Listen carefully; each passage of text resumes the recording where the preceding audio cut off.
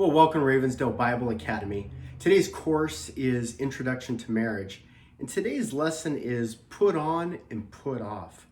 In Colossians 3, we see this great example that we're supposed to not only put off the evil desires and the wicked deeds of the flesh, but we're also supposed to put on.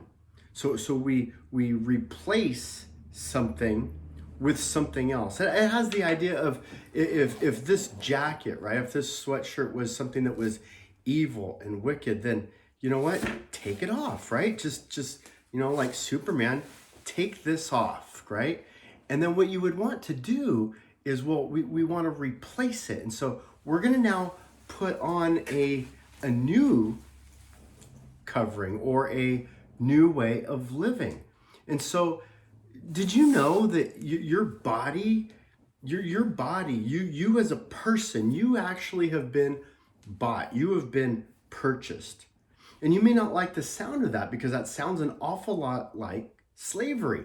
In fact, the Bible in Romans 6 does describe us as being formerly slaves to sin, slaves to unrighteousness. And now, because we've been bought with this price by the death of Christ on the cross, now we are slaves to righteousness. And so you have to understand that Jesus died for your sins. He died so that now we, in the newness of life, as a new creation, new creatures, being born again, now we can glorify God with our lives, and especially in our marriages. And so in our marriages, we're going to have to learn how to put on the fruits of the Spirit and take off the deeds of the flesh. We're going to need to learn how to walk by the fruits of the Spirit and throw away the deeds of the flesh, much like you would throw away a covering or a garment that was stained or dirty or ripped or torn, destroyed, right?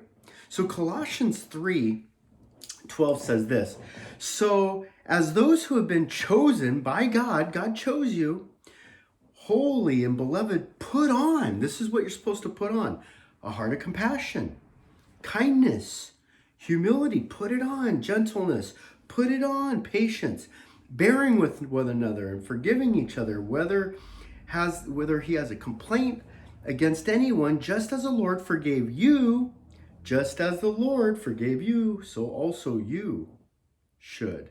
Beyond all these things, put on love, which is the perfect bond of unity. I can't think of anything more important, honestly, than in a marriage to think, well, if I want to have a unifying marriage, if I want to unite my marriage where the two become one, we want to be united, we want to be on the same page, we want to have the same goals. I can't think of any better way than to think of it like this idea of putting on. We're going to put this love on, this perfect bond of unity. And so Colossians 3:2 actually says, set your mind on the things above, not on the things that are on the earth. Listen, you need to train yourself to stop following the model of the world. Stop following what you see in marriages on TV. Stop following what you're reading in books. Stop following what the movies tell you, because the movies are not portraying a biblical example of marriage. And so they're wrong. It's a wrong type of marriage. These marriages that you're seeing on TV are lies. Okay, you don't lie to each other. You don't create distrust, and then in the last minute of the show, because you have hijinks and good humor and people are pretty, that everything is just fixed in 30 seconds. Life doesn't work that way. And so we're called to lay aside, we're called to set our minds to take off, lay aside the old self and the old wicked ways, and to put on the new self. I can't think of anything better to do, especially in a marriage. Like, look, it's a new start, it's a new life, a new beginning. But you can do that now, and you need to start doing that now. You need to understand what putting on and putting off is right now. Marriage, by definition, is a new life. Two become one, right? Think of it this way: women are going to change their last name. They're a new person. They don't even have the same name anymore. It's not one person now. There's two people. And my checks are Tony and Susan Jamie, not just me. Our bills, Tony and Susan Jamie. Our mortgage, Tony and Susan Jamie. We're a team now. So like new clothes, you're throwing away the old and starting over with the new. You put on new. Well, where do we start? Well, in Colossians 3, we really see 8 wonderful marks of what you need to put on in order to have not only a great Christian life, but a great marriage. These are our examples. So the first thing is put on compassion. It's real easy not to be compassionate, especially when somebody has sinned and done you wrong, and you want vengeance, or you want justice. You want things to be right.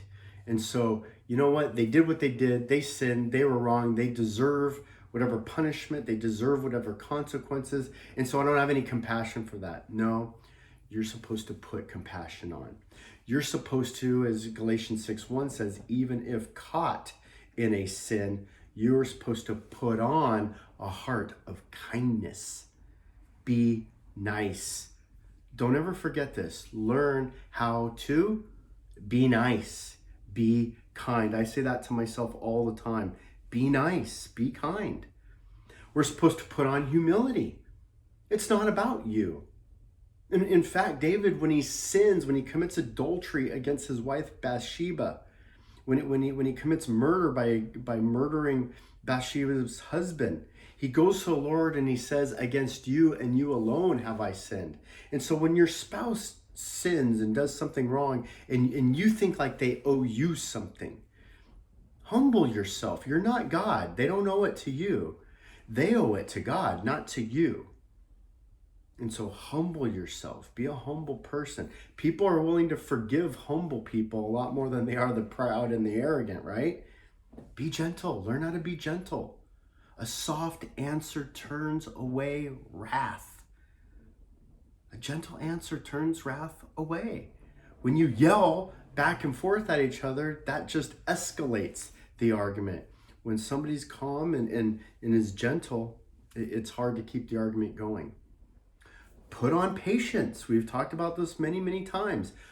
Be a person who is willing to suffer long. Long suffering is the definition of patience.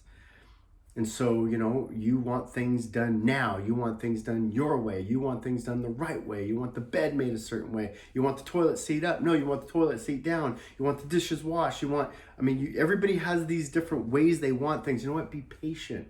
Work through them. Suffer long. Be willing to bear one another's burdens. Take some of that load off. In the Bible, it talks about it like an ox carrying a load, right? You see your loved one carrying this burden, carrying this load. Maybe it's the physical labor and work around the house, and you can help them out. Or maybe it's mental. Maybe it's stress. Maybe it's sadness for somebody who's a lost loved one. And so bear one another's burden. Put on that. Put on forgiveness. Put on forgiveness. Listen, we've talked about this in Matthew 18. If you are not willing to forgive, then the Lord will not forgive you. Let me repeat. If you're not willing to be a forgiver, then why should the Lord forgive you? You need to learn how to be a forgiving person. Go in the closet right now. Go grab that coat. Put on that coat of forgiveness. Put it on. And then ultimately, to just kind of wrap this all up, and Colossians 3 does, it's, you put on love. And we already know love from our definition of 1 Corinthians 13, 4-7. Some of the elements of love are repeated here. Love is patient, love is kind, right? Love is not arrogant, does not seek its own, bears one another's burdens, hopes, and all trusts, and all endures forever. We see now a parallel between Colossians 3 and what love actually is. And so God's trying to tell us something, that you must commit yourself to a new uniform, right? To a new uniform. Put on your uniform, your socks, your shoes, your pants, your belt, your shirt, your tie, your coat. Put on this new mindset, this mindset that is going to walk according to the Spirit of God, that's going to walk in this newness of life, that's going to walk with compassion and kindness and humility and gentleness and patience, bearing one another's burdens, forgiving in love.